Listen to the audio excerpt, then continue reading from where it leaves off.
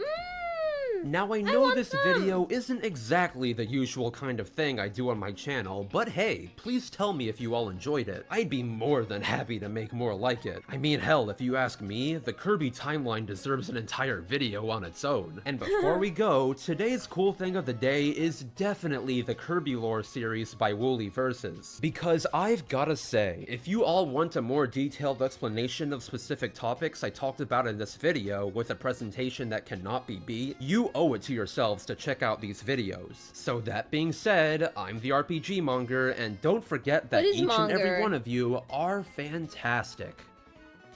Aw, thanks for calling us fantastic. Wow. Kirby lore goes crazy, goes everywhere, goes to unbelievable lengths. I thought he was just a funny little gumball that fights things. That's as far as I knew. And people made memes with him that were really cute and funny, and he looked stupid. Like that weird plushie holding a knife. I never thought much about Kirby. I didn't think it would go so crazy, so deep.